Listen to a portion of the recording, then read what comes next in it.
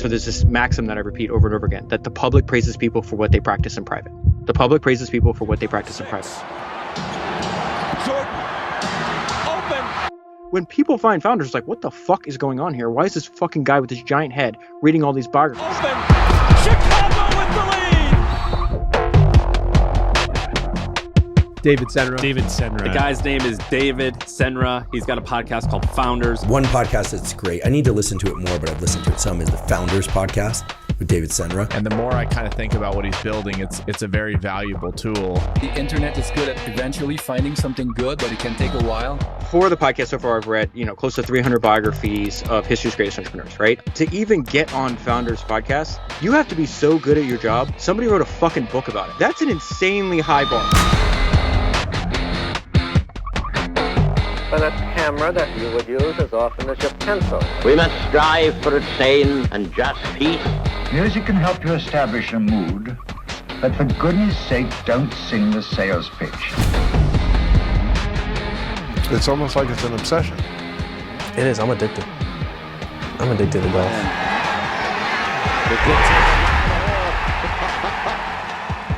Got a dribble drive, change of direction by Bryant. Slam dunk. And the companies forget what it means to make great products. Now let's talk about big ideas. My exit strategy is death, right? Like, I want to do Founders till I'm dead.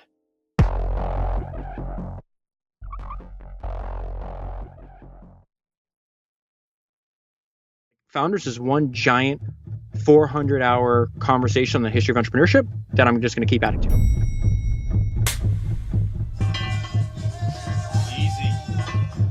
Where everybody thinks it's like, these people must know something we don't, right? It's like, must be super complicated or something. It's like, no. It's like, they identify the basics, right? They identify a handful of things that are important to them, and they repeat them for decade after fucking decade.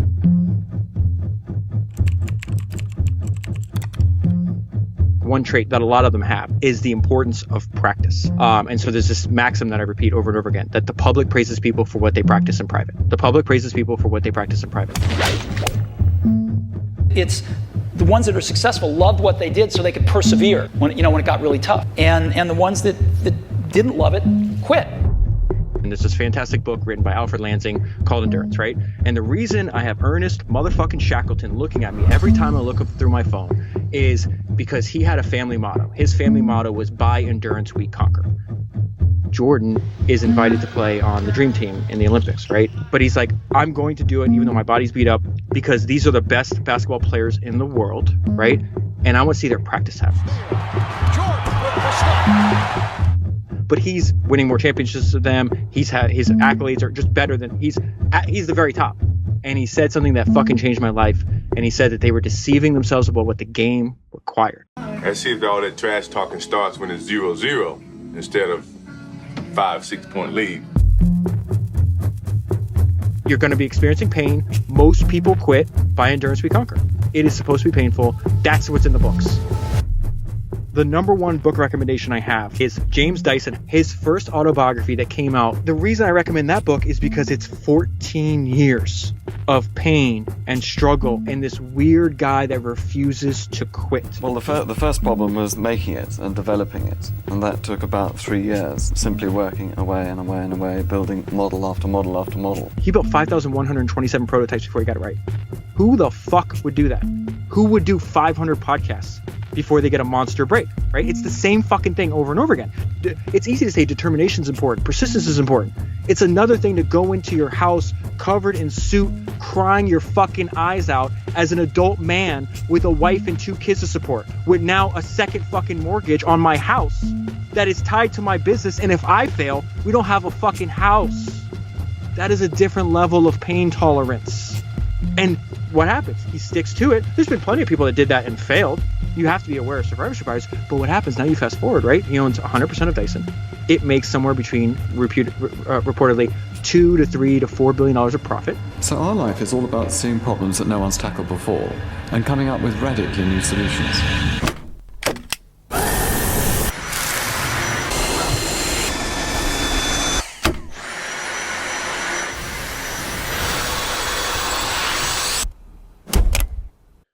On average, do you think the people that you studied from history were happier than the average person?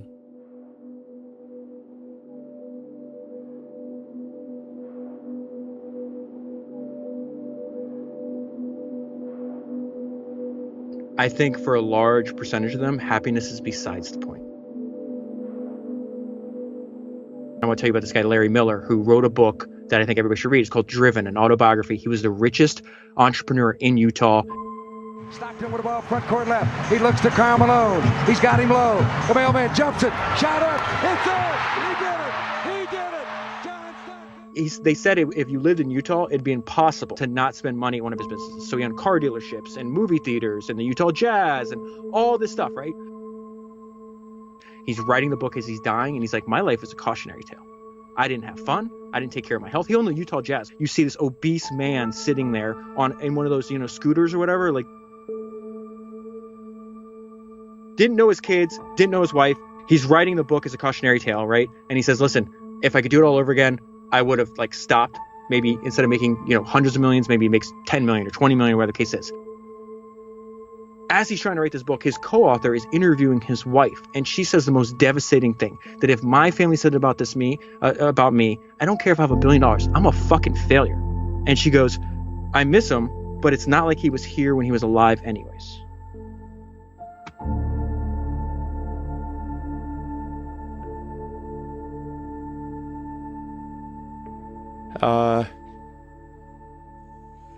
My mind is a storm. And I don't think most people would want to be me. They may think they would want to be me, but they don't know. They don't understand.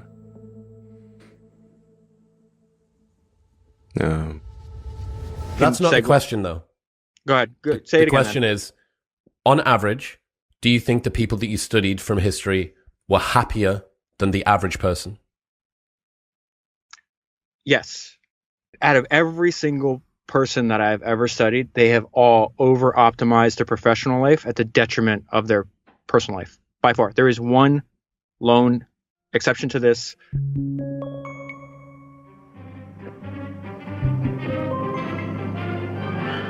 My name is Edward Thorpe. My name is Edward Thorpe. My name is Edward Thorpe. He's got a fantastic autobiography. I recommend everybody read it. It's called A Man for All Markets. So what Ed Thorpe realized is when enough was enough. He identified a handful of things that were really important to him. He's like, I want to get wealthy, right? I want to have work that's intellectually stimulating. I want to be a good father. I want to be a good husband. And I want to take care of my health. And I want to have fun. I want to treat life like the adventure it is. And you can figure out a lot of things in your head very easily if you get used to it. So Tim Ferriss did a 2-part interview with Ed Thorpe recently. Contributed to your longevity? I've evolved. I try to listen to my body, so I do what I enjoy. The rule I started to follow was some is better than none, and more up to a point is better than less. I sent that video to a ton of people. I was like, tell me how old you think that guy in that video is. And everybody's like, I don't know, 65? I was like, he's 90. He was the inventor of the first quantitative hedge fund. Ed Thorpe invented card counting for blackjack. Writes a book in the 1960s called Beat the Dealer, sells millions of copies. This is my blueprint because it's he was smart as hell. He made a lot of money, but he was good. He was a good friend. He was a good father. He was a good husband. He took care of his health. And then he had fun. You can apply this sort of thinking to anything, like your life. So things like that, if you pay attention to them, they don't require a lot of thinking. It just requires a little bit of discipline, maybe. Who are some of the most ruthless, ambitious, just stone-cold killers that you've studied? Steve Jobs, to me, is the greatest entrepreneur to ever do it. If you live each day as if it was your last, someday you'll most certainly be right. Boy, I'd forgotten how much work it actually is to start a company. It's a lot of work. The first sale Apple ever made was made barefoot. His ruthlessness was not, hey, I'm going to be the richest person in the cemetery. He doesn't give two shits about that. He's like, I'm going to make world-class products, right? And I'm going to spend all of my time and energy on my world-class products. You've got to come up with a name. You've got to come up with a logo. In addition to designing the product, figure out what to design. You've got to figure out how you're going to get it to the market. You've got to do a part number system. You've got to go get banks. You've got to set up charts, general ledger, get a management information system. There is no modern-day entrepreneurial equivalent of a Cornelius Vanderbilt. If you mess with Cornelius Vanderbilt on a business level, he would try to fucking kill you. William Walker wasn't afraid of Cornelius Vanderbilt when he should have been. So Cornelius is like, okay, you took my stuff. That's my stuff. I'm not going to sue you. The law's too moves too slow. I'll just ruin you. Long story short, he hires private mercenaries, some soldiers from America, some soldiers from Britain, taking him out to the beach, blindfolding him and killing him. You know, Bill Gates now is like, everybody thinks of him as like this philanthropist. You know, I'm not interested in that version of Bill Gates. I want to know who built his giant fucking empire and his giant wealth. And that dude was psychotic. So his whole thing is like, I want to destroy every single person in my industry because I want a monopoly. I called Bill Gates in that podcast, it's Genghis Khan in a Mr. Rogers costume. And I will make it my life's mission to see to it that you never, ever make another dollar.